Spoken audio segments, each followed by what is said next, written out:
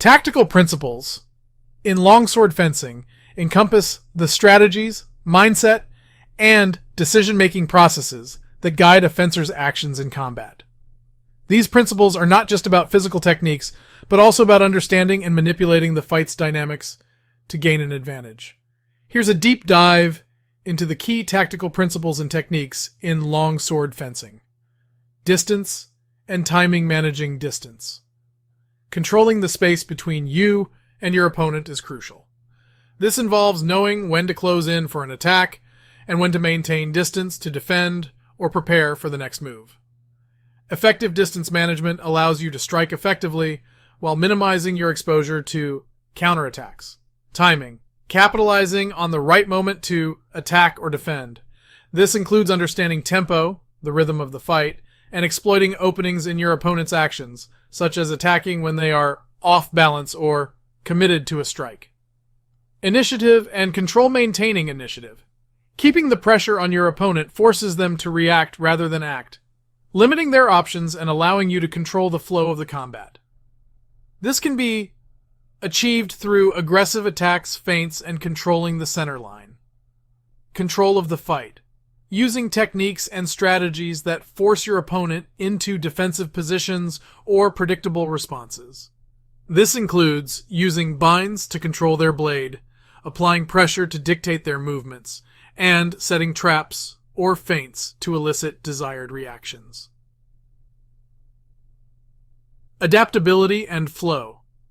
Adapting to the opponent. Being able to change tactics mid-fight is key to overcoming your opponent.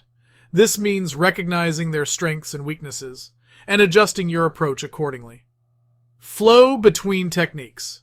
Smoothly transitioning between offensive and defensive techniques allows you to respond quickly to your opponent's actions. This fluidity can keep your opponent off balance and open to attacks.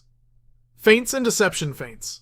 Misleading your opponent with false attacks to create openings for real strikes. Feints can be executed by beginning an attack and then quickly changing the direction or target of the strike. Deception. Using body language, eye movement, and sword positioning to mislead your opponent about your intentions. This can create opportunities to exploit their defenses. Psychological warfare. Confidence and composure. Maintaining a calm and confident demeanor can intimidate your opponent and make them more likely to make mistakes. Conversely, showing frustration or aggression can make you predictable. Reading the opponent. Paying attention to your opponent's body language, patterns, and tendencies can provide insights into their next move, allowing you to preemptively counter or evade their attacks. Conservation of energy efficiency. Using the least amount of energy necessary for each action ensures that you remain fresh and alert throughout the fight. This involves using proper technique, avoiding unnecessary movements, and choosing the most effective actions based on the situation. Pacing.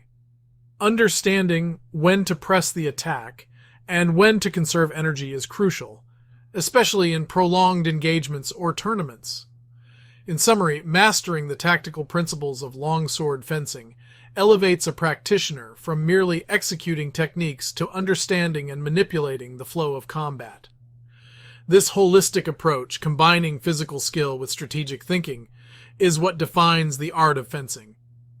With that, you should have a basic understanding of longsword combat in general.